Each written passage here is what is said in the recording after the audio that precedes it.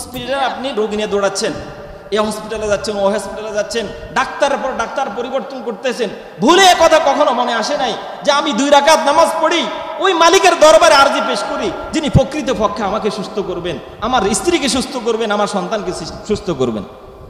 বলেন, আজকে হসপিটালে রোগের পর রোগ, রোগীর পরে রোগ, ডাক্তারের পরে ডাক্তার, আসেনি? কথা কন না, আসেনি? আরে দেখবেন আশ্চর্যের বিষয়, হসপিটালে যেখানে প্রতিনিয়ত মানুষ মৃত্যু আর জীবনের সন্ধিক্ষণে থাকে, কেউ জীবিত বের হচ্ছে, কেউ লাশ হয়ে বের হচ্ছে, কেউ জীবিত হয়ে ঢুকতেছে, লাশ হয়ে বের হচ্ছে, অবস্থা এমন। কিন্তু সেখানেও নামাজ ভাঙতেছে মানুষ, নামাজের কোনো খবর নাই, জিকির তাসবিহের কোনো খবর নাই, সেখানেও নাচ গান চলতেছে, সেখানেও আড্ডা চলতেছে, সেখানেও খোদার নাফরমানি চলতেছে।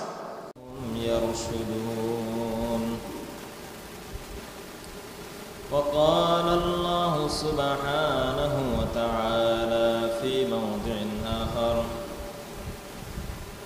ادعوا ربكم تضرعا وخفيا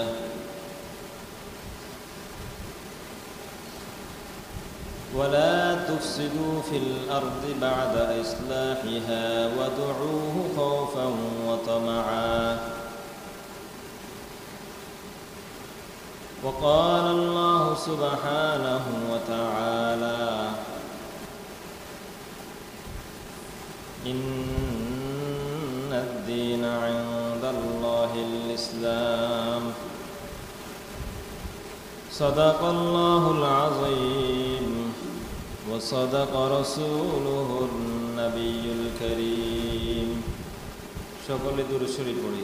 আল্লাহুম্মা সাল্লি আলা মুহাম্মাদিন ওয়া আলা আলি মুহাম্মাদ কামা সাল্লাইতা আলা ইব্রাহিম ওয়া আলা আলি ইব্রাহিম ইন্নাকা হামিদুম মাজিদ।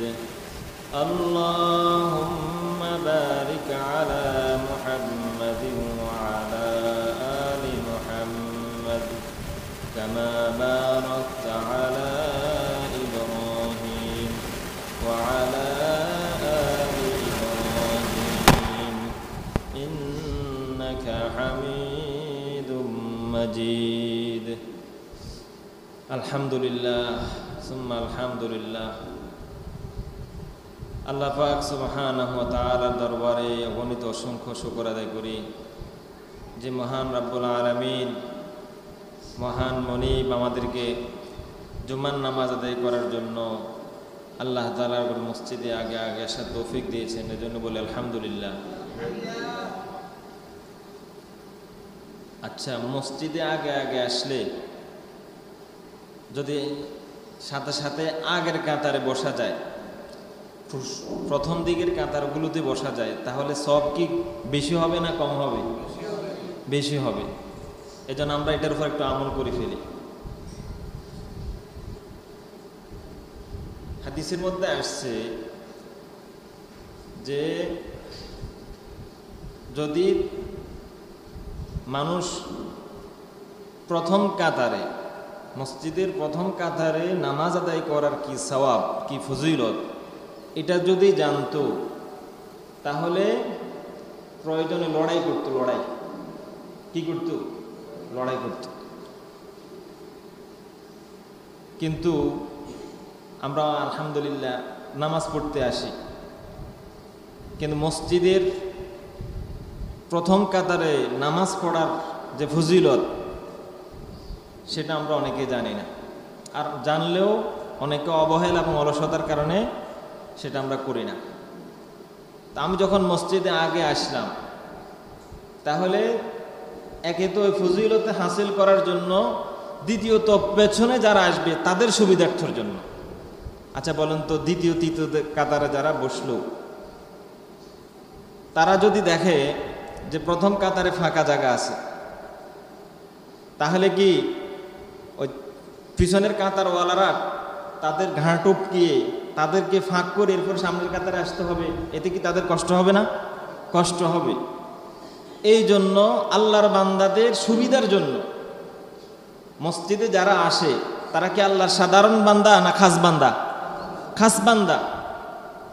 আল্লাহ তাআলার হুকুম আদায় করার জন্য যারা কদম লাগে মসজিদ পর্যন্ত আসে, তারা সাধারণ কোনো বান্দা নয়, তারা আল্লাহ তাআলার প্রিয় মাহবুব বান্দা। তা আমি ফজিলত হাসিল করলাম, সাথে আমি যদি এই নিয়ত করি তাহলে আমার ফজিলত আরও ডাবল হয়ে যাবে, আরেক গুণ হবে। আল্লাহ পাক আমাদের সবাইকে তৌফিক দান করেন। এমনকি ওয়াক্তি নামাজের সময় আমরা জিনিসটা খেয়াল করি, আলহামদুলিল্লাহ বেশ মুসল্লি আপনারা মাদ্রাসা মসজিদে নামাজ পড়েন, জুমার নামাজ ছাড়াও অনেক মুসল্লি মসজিদে 5 ওয়াক্ত নামাজ আদায় করেন। এখানে হোক অন্য যে কোনো জায়গায় হোক, আমরা জিনিসটা বিশেষভাবে খেয়াল করি। আপনি যদি প্রথমকারে নামাজ পড়েন তাহলে কোনো ব্যক্তি কথা বলার অধিকার নাই যে এই জায়গায় আমি নামাজ পড়ি, আপনি কেন বসছেন? বলেন, এই কথা বলার কারো অধিকার আছে? কারো অধিকার নাই। এটা এমন এক জায়গা যেখানে আমির গরিব সমান, যেখানে ধনী আর দরিদ্র সমান, যেখানে আসমানের তারা আর জমিনের সামান্য ক্ষুদ্র কোনো মানুষ সমান। এই জায়গা থেকেও আপনাকে বাধা দিবে না, বাধা দিলেও সেটা আপনার জন্য গ্রহণ করা জরুরি নয়। আমি যেমন আল্লাহ তাআলার হুকুমের গোলাম, তুমিও তো আল্লাহ তাআলার হুকুমের গোলাম। যদি তুমি প্রথম কাতারে নামাজ পড়ার ইচ্ছা থাকে তাহলে তুমি আগে আগে এসে সে জায়গায় তুমি নামাজ পড়ার জন্য বসে যাও। মুহতারাম হাজিরিন, এই জন্য আমরা আমাদের সওয়াবকে বাড়ানো দরকার, আমাদের আখিরাতের পুঁজি সংগ্রহ করা দরকার। এই আমলগুলোর কারণে আল্লাহ তাআলার কাছে আমলনামা ভারী হয়, সওয়াব বেশি হয়। আল্লাহ তাআলা আমাদের সবাইকে তৌফিক দান করেন। অনেক সময় দেখি, একটু আপনাদেরকে তিরস্কার করা নয়, বরং শুধু আপনাদের অবস্থাটা একটু জানানো। অনেক সময় দেখি যে বারান্দায় আসর নামাজের সময়, মাগরিবের সময় আপনারা যারা মুসল্লি আসেন, আপনারা আমার বাবা বা দাদার বয়সের, কিন্তু আমি কথাটা বলতে হইতেছে আপনাদের ইসলাহের জন্য। কি বলেন? যদি কোনো কথা বলা দরকার, সেটা কি ইমাম সাহেব চুপ করে বসে থাকবে না, বলবে? এটা তার দায়িত্ব। দেখা যায় যে বারান্দায় বসে থাকে, অনেক সময় দেখা যায় যে, এবং এমন একটা সুরত অবলম্বন করি আমরা যেটা মসজিদের আদবের সম্পূর্ণ পরিপন্থী। আচ্ছা বলেন তো, মসজিদ কি গল্প গুজবের জায়গা না ইবাদতের জায়গা? ইবাদতের জায়গা। হাদিসের মধ্যে কিয়ামতের আলামত বর্ণনা করা হয়েছে। কোনটাকে করতে পারবেন? যারা মসজিদে এসে যারা গল্প গুজব করে, অহেতুক কথাবার্তা বলে, গর্ব অহংকার করে, তাদের এই আমলকে কিয়ামতের আলামত বলা হয়েছে। বলছে যখন নাকি মসজিদে গল্প গুজব শুরু হবে, অহেতুক আলাপ আলোচনা শুরু হবে, তখন কিয়ামতের অপেক্ষা করো। এই জন্য বড় আফসোস, আজকে মসজিদ তো অনেক আছে, কিন্তু মসজিদগুলোর কোনো আদব রক্ষা হয় না। এই মসজিদগুলো, এগুলো আমাদের ঘর বাড়ি নয়, এগুলো আল্লাহ তাআলার পবিত্র ঘর। আল্লাহ তাআলার সামনে যখন আমি দাঁড়াই, তখন আমাকে এই অনুভূতি নিয়ে আমাকে দাঁড়াতে হবে যে আমি যেন আল্লাহ তাআলার কুদরতি পাই সেজদা করতেছি, আমি মহান মনিবের ঘরে প্রবেশ করতেছি। আচ্ছা বলেন, কোন প্রধানমন্ত্রী, রাষ্ট্রপতি, রাষ্ট্র পরিচালকের বাসায় যদি আপনি দাওয়াত পান আর সেখানে যদি আপনি ঢুকেন, বলেন তো সেখানে কি আপনি হট্টগোল করবেন, হইচই করবেন? অথবা মেজবান অর্থাৎ যিনি আমাকে দাওয়াত দিয়েছেন সে মহামান্য ব্যক্তি, তার মর্জির খেলাফ, তার ইচ্ছার খেলাফ, তার শানের খেলাফ, তার মানের খেলাফ কোনো কাজ করা সেখানে কি চলে? কোনো চলে না। আমাকে তো আরো ভয় নিয়ে মসজিদে ঢুকতে হবে। হাদিসের মধ্যে আসছে, সাহাবাই কেরামের কথা আসছে যে যখন নাকি মসজিদের মিনার থেকে আজান যেত, তখন তাদের চেহারা বিবর্ণ হয়ে যেত। কি কারণে বিবর্ণ হতো? যে মহান মনিবের দরবারে উপস্থিত হওয়ার সময় হয়েছে। আমার তো মাথা থেকে পায়ের তালু পর্যন্ত গুনাহ আর গুনাহ, কি নিয়ে আমি আল্লাহ তাআলার ঘরে, আল্লাহ তাআলার দরবারে উপস্থিত হব? শরম আর লজ্জায় তারা রঙিন হয়ে যেতেন, লাল হয়ে যেতেন। কিন্তু আজকে আমাদের এই অনুভূতি তো চলে গেছে অনেক আগেই। এমনকি মসজিদে ঢুকার পরও আজকে আমাদের ভয় লাগে না। আমরা আমাদের মাদ্রাসার ছাত্রদেরকেও বারেহা নিষেধ করছি কারণ সবাই কিন্তু মানবীয় দুর্বলতার শিকার। এই কথার এই জন্য বলছি যে আপনি মাদ্রাসার ছাত্রের কথা বলতেছেন, তাহলে আমাদের কথা আর কি করবেন?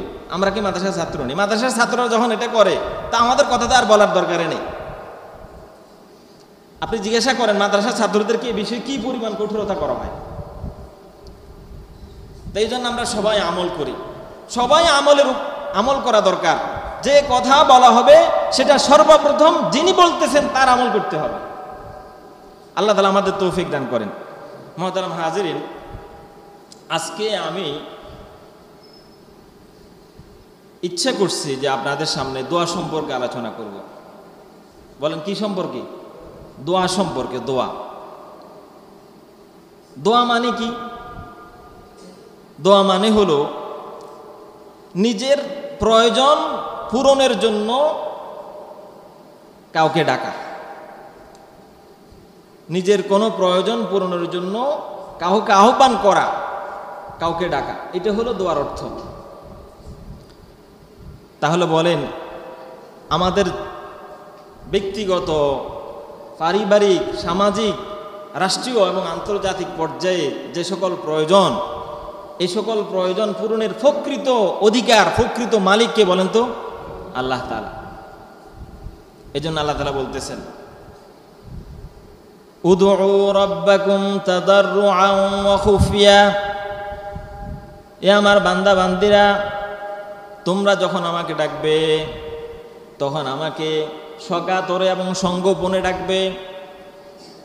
আমাকে উচ্চস্বরে জনসম্মুখে হই হুল্লোড় ভাবে আমাকে ডেকো না, বরং আমাকে সকাতরে, আমাকে বিনয়ের সাথে, আমাকে আদবের সাথে ডাকো। এবং আরেকটা শব্দ হলো খুফিয়া, আমাকে ডাকো গোপনে। এরপরে আয়াত আল্লাহ তাআলা বলতেছেন ওয়ালা তুফসিদু ফিল আরদি বা'দা ইসলাহিহা ওয়াদউহু খাওফান ওয়া তামআ, এবং জমিনকে সংস্কার করার পরে, সংশোধন করার পরে তার মধ্যে বিপর্যয় সৃষ্টি করো না, এবং তোমরা আমাকে ডাকো উৎকণ্ঠার সাথে, ভয়ের সাথে এবং আশার সাথে। এখানে দোয়ার কথা বলা হচ্ছে। আল্লাহ পাক সুবহানাহু ওয়া তাআলা আমাদেরকে, তার বান্দা বান্দীদেরকে দোয়ার কথা শিখাচ্ছেন যে দোয়া কিভাবে করবে। আমরা দোয়া করি খুব বেশি হলে নামাজের পর, খুব বেশি হলে, একেবারে খুব বেশি হলে নামাজের পরে, তাও যারা নামাজ পড়ি আর কি, তারা 5 ওয়াক্ত নামাজের পরে আমরা দোয়া করি কি, ইমাম সাহেব যখন নাকি নামাজের পরে হাত তোলেন তখন তার সাথে সাথে আমরাও হাত তুলে দোয়া করি। এর বাহিরে আমরা দোয়া করার নজির বা দোয়া করার দৃষ্টান্ত খুব কম। কিন্তু বলেন আমাদেরকে যিনি সৃষ্টি করছেন, আমাদের প্রয়োজনাদি যিনি সৃষ্টি করছেন, বলুন তো তার কাছে তো আমাদের চাওয়া দরকার। কি বলেন? আমাদের জীবনে আমাদের প্রয়োজন, আমাদের বিপদ মুসিবত কম না বেশি?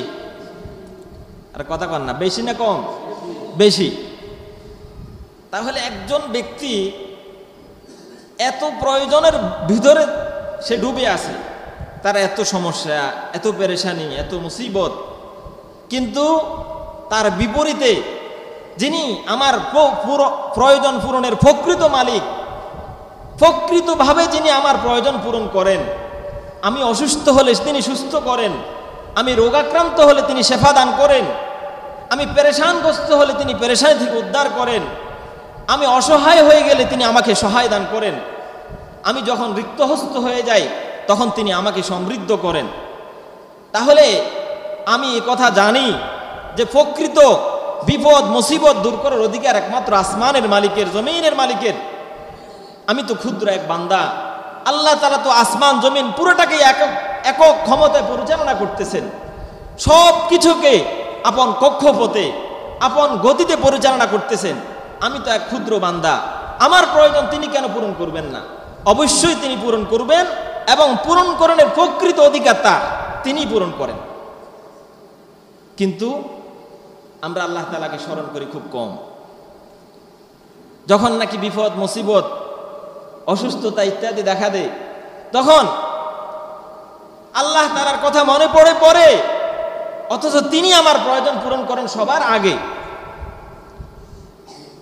সর্বপ্রথম আমাদের মনে পড়ে কাদের কথা? অমুকের কাছে গেলে প্রয়োজন পূরণ হবে, অমুকের কাছে গেলে আমার আশা পূরণ হবে, অমুকের কাছে গেলে আমার বিপদ দূর হবে। কিন্তু কেউ বিপদ আপদ দূর করার ক্ষমতা রাখে না। যে ব্যক্তিকে আল্লাহ তাআলা আপনার বিপদ দূর করার জন্য সহযোগী বানিয়েছেন, তিনিও বিপদ দূর করার ক্ষমতা রাখে না। আল্লাহ তাআলা ওই বান্দার দিলের মধ্যে যদি আপনার প্রয়োজন পূরণের আশার আকাঙ্ক্ষা যদি সৃষ্টি না করেন, ওই ব্যক্তি আপনার প্রয়োজন পূরণ করার ক্ষমতা রাখে না। তাহলে বলেন, এ কথা প্রথমে বিশ্বাস করতে হবে, আমাদের প্রয়োজন ইত্যাদি পূরণ করার একমাত্র মালিক কে? আল্লাহ তাআলা। একমাত্র মালিক তিনি, আর কেউ পারে না, আর কেউ পারে না, কেউ পারে নাই, কেউ পারবে না, বর্তমানেও কেউ পারে না। এ কথা আমাকে বিশ্বাস করতে হবে, এ কথা আমাকে বিশ্বাস করতে হবে। মুহতারাম হাজিরিন, আপনি একজন মানুষের কাছে একবার চেয়েছেন দিবে, দুইবার চেয়েছেন দিবে, তৃতীয়বার চেয়েছেন বিরক্তি বোধ করবে, চতুর্থবার চেয়েছেন আপনাকে খালি হাতে ফেরত দিবে। কথা ঠিক কিনা? কিন্তু আমাদের মালিক যিনি, আমাদের সৃষ্টিকর্তা যিনি, তিনি বলতেছেন, উদউ রাব্বাকুম তাদাররুআন ওয়া খুফিয়া ওয়া ইযা সাআলাকা আবদি আন্নী ফাইন্নী করিব উজিবু দাওয়াতাদ দাঈ ইযা দাআন ফালইস্তাজিবু লি ওয়াল ইউমিনু বি লাআল্লাহুম ইয়ারশুদুন ওয়া ইযা সাআলাকা আবদি আন্নী ফাইন্নী করিব। কত সুন্দর কথা। আল্লাহ পাক বলতেছেন, আমার বান্দারা যখন আমাকে ডাকে, আমার বান্দারা যখন তোমাকে আমার সম্পর্কে জিজ্ঞাসা করে, আমি কি দূরে না কাছে, এ মুহাম্মদ তুমি বলে দাও ফাইন্নী করিব, আমি তাদের নিকটে। বলেন আমি কি? তাদের নিকটে। ওয়া ইযা সাআলাকা আবদি ফাইন্নী করিব উজিবু দাওয়াতাদ দাঈ ইযা দাআন। আমার বান্দাদেরকে বলে দাও, উজিবু দাওয়াতাদ দাঈ ইযা দাআন, আমার বান্দা বান্দি তার যত প্রয়োজন হোক না কেন, তার যত সমস্যায় হোক না কেন, যখন সে আমাকে ডাকে তখন আমি তার নিকটে থাকি। ইযা দাআন উজিবু দাওয়াতাদ দাঈ ইযা দাআন, যখন সে আমাকে ডাকে তখন একমাত্র আমি তার ডাকে সাড়া দিই। বলেন আমাদের ডাকে সাড়া দেয় কে? আল্লাহ তাআলা। আল্লাহ তাআলা আরেক জায়গা বলতেছেন, আম্মান ইউজিবুল মুস্তাররা ইযা দাআহু ওয়া ইয়াকশিফুস সূ। আল্লাহ পাক সুবহানাহু ওয়া তাআলা বলেন, কোন ব্যক্তি, কোন সত্তা এমন আছে যে নিরুপায়, যে অনন্য অবস্থায় সংকটময় মুহূর্তে বান্দাকে সহযোগিতা করে, বান্দার ডাকে সাড়া দেয়। মুহতারাম হাজিরিন, এই আয়াতগুলোর মাধ্যমে আল্লাহ তাআলা আমাদেরকে তাসাল্লি দিচ্ছেন, সান্ত্বনা দিচ্ছেন, আমাদের মনের মধ্যে বিশ্বাস সৃষ্টি করতে চাচ্ছেন যে তোমাদের ডাকে আমি সাড়া দিই, তোমাদের ডাকে কি আমি সাড়া দিই। এজন্য দোয়া করতে হবে এবং দোয়া করা জানতে হবে। হাদিসের মধ্যে কি আসছে দেখেন, মাল্লাম ইয়াসআলিল্লাহ ইয়াগদাব আলাইহি, বলে যে ব্যক্তি আল্লাহ তাআলার কাছে চায় না, ওই ব্যক্তির উপর আল্লাহ তাআলা রাগান্বিত হন। ওই ব্যক্তির প্রতি কি হয়? রাগান্বিত হয়। আমি একটু আগে বলছি যে একজন বান্দার কাছে আপনি 3 বার পর্যন্ত চাইতে পারেন, চতুর্থবার আপনি তার কাছে চাইলে সে বিরক্ত হবে, আপনাকে খালি হাতে ফেরত দিবে। কিন্তু আল্লাহ তাআলার গায়বী খাজানা, তার অসীম ভান্ডার এত অফুরন্ত যে আপনি তার কাছে চাইবেন, আপনি চাইতে চাইতে ক্লান্ত হবেন, আল্লাহ তাআলা দিতে দিতে তিনি ক্লান্ত হবেন না। মুহতারাম হাজিরিন, আল্লাহ তাআলা সৃষ্টি লগ্ন থেকে দিচ্ছেন, কিয়ামত পর্যন্ত দিবেন, কিয়ামত সংঘটিত হওয়ার পরেও দিবেন। জান্নাত অনন্ত অসীম কাল ধরে থাকবে, কিন্তু কখনো আল্লাহ তাআলার দান আর দয়া বন্ধ হবে না। বলুন তো, জান্নাতে যে এত এত নেয়ামত, এত এত হরু গেলমান, এত এত খানা, এত এত পানি, এত এত মধু, এত এত দুধ, এত এত ফল ফলাদি, এগুলা কার দান? জান্নাতের সকল নেয়ামত বিশ্বাস করেননি? এগুলা বিশ্বাস হয়? আর বিশ্বাস না হলে তো আমি মুমিনের কাতারে পড়ি না। বিশ্বাস করার নাম হলো ঈমান, বিশ্বাস না করার নাম হলো কুফর। ইবাদত করতেছি কেন? আমার অন্তরে বিশ্বাস আছে, আমার অন্তরে এই বিশ্বাস আছে যে আমি যার গোলাম, আমাকে যিনি সৃষ্টি করছেন তিনি আমার জন্য পুরস্কার রেখেছেন। আমি আজকে দুনিয়াতে সেজদা করব, আখিরাতে আল্লাহ তাআলা আমার জন্য জান্নাত তৈরি করবেন, আমার জন্য ঘর নির্মাণ করতেছেন তিনি। আমার এই বিশ্বাস আছে বিদায় তো আমি রাত্রে উঠি নামাজ পড়ি, তার দরবারে দু চোখের পানি ছেড়ে দিই, তার দরবারে আমি সেজদা করি। এই জন্য তো আমি যাকাত আদায় করি, এই জন্য তো আমি হজ করি, এই জন্য তো সুদ ঘুষ থেকে বিরত থাকি, এই জন্য তো বেফরদিকি থেকে আমি বিরত থাকি। আমার মনে আশা আছে বিদায় তো আমি এটা করতেছি। মুহতারাম হাজিরিন, এই জন্য দোয়া করা শিখতে হবে এবং দোয়া করা জানতে হবে।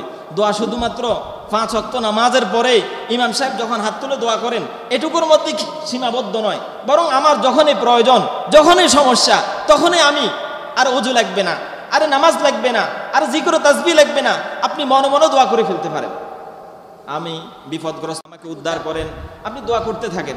হসপিটালে আপনি রোগী নিয়ে দৌড়াচ্ছেন, এই হসপিটালে যাচ্ছেন, ও হসপিটালে যাচ্ছেন, ডাক্তারের পর ডাক্তার পরিবর্তন করতেছেন, ভুলে কথা কখনো মনে আসে নাই যে আমি 2 রাকাত নামাজ পড়ি, ওই মালিকের দরবারে আরজি পেশ করি যিনি প্রকৃত পক্ষে আমাকে সুস্থ করবেন, আমার স্ত্রীকে সুস্থ করবেন, আমার সন্তানকে সুস্থ করবেন। বলেন, আজকে হসপিটালে রোগের পর রোগ, রোগীর পরে রোগ, ডাক্তারের পরে ডাক্তার, আসেনি? কথা কন না, আসেনি? আরে দেখবেন আশ্চর্যের বিষয়, হসপিটালে যেখানে প্রতিনিয়ত মানুষ মৃত্যু আর জীবনের সন্ধিক্ষণে থাকে, কেউ জীবিত বের হচ্ছে, কেউ লাশ হয়ে বের হচ্ছে, কেউ জীবিত হয়ে ঢুকতেছে, লাশ হয়ে বের হচ্ছে, অবস্থা এমন। কিন্তু সেখানেও নামাজ ভাঙতেছে মানুষ, নামাজের কোনো খবর নাই, জিকির ও তাসবিহের কোনো খবর নাই, সেখানেও নাচ গান চলতেছে, সেখানেও আড্ডা চলতেছে, সেখানেও খোদার নাফরমানি চলতেছে। অথচ এ কথা মনে করা দরকার ছিল যে প্রকৃত ডাক্তার তো তিনি, হ্যাঁ, সুন্নত হিসাবে, হ্যাঁ, উসিলা হিসাবে আমি এই জায়গাতে আসছি, তিনি সুস্থ করবেন। কিন্তু এ কথা মনেও আসে না। আজকে দেখা যায় অনেক মানুষ রোগের কারণে, সামান্য একটু রোগ আসছে, নামাজ ছেড়ে দিতেছে, সামান্য একটু জ্বর সর্দি, নামাজ ছেড়ে দিতেছে, রোগীর পিছনে সে দৌড়াইতেছে, নামাজ ছেড়ে দিতেছে। আর এই কথা ভুলেই গেছে সে যে রোগ থেকে উদ্ধার করবেন কে, বিপদ থেকে উদ্ধার করবেন কে। হায় রে খোদা, আমি বিপদে পড়লাম আর এই কথা ভুলে গেলাম, অথচ বিপদে সবচেয়ে বেশি মনে করা দরকার ছিল তার কথা। মুহতারাম হাজিরিন, এই জন্য দোয়া করব, তবে দোয়ার জন্য আদব বলা হয়েছে যে দোয়া, আমি যে শব্দগুলো উচ্চারণ করতেছি সেগুলো আমারই বিশ্বাস নাই, আমার জানা নাই। হুজুর কি বলতেছে? আল্লাহুম্মা আনতাস সালাম ওয়া মিনকাস সালাম তাবারাকতা ইয়া যাল জালালি ওয়াল ইকরাম রব্বানা যালামনা আনফুসানা ওয়া ইল্লাম তাগফির লানা ওয়া তারহামনা লানাকুনান্না মিনাল খাসিরিন। যে সকল শব্দবলিতে তিনি দোয়া করেন, আমরা সর্বোচ্চ এগুলোর সাথে আমিন আমিন বলতেছি। হ্যাঁ, এটাও আল্লাহর দরবারে আমি আশা করতে পারি কবুল হবে। কিন্তু দোয়ার প্রথম শর্ত হলো আমি যে শব্দগুলো উচ্চারণ করতেছি সেগুলোর মর্ম, সেগুলোর অর্থ আমাকে জানতে হবে। কয় জানে এগুলো জানেন? আপনি যদি আরবিতে না পারেন তাহলে বাংলাতে দোয়া করেন, কিন্তু বুঝে বুঝে দোয়া করেন। আচ্ছা, একজনের কাছে আপনি চাইতে গেছেন, তার কাছে আপনি এমন এমন শব্দ চাইতে গেছেন যে শব্দগুলো আপনি নিজেই জানেন না, বলেন তো ওই ব্যক্তি আপনার চাওয়া পাওয়া পূরণ করতে পারবেনি? কথা বোঝেন না মনে হয়। তা আমি দোয়া করতেছি, আমি নিজেই জানেন আমি কি বলতেছি। আপনার দোয়া, আপনার আরজি, আপনার দরখাস্ত আল্লাহ তাআলা কবুল করবে কিভাবে? এই জন্য কাকুত মিনতের সাথে এবং গোপনে, বুঝে শুনে, বিশ্বাসের সাথে আল্লাহ তাআলা দরবারে দোয়া করতে হবে।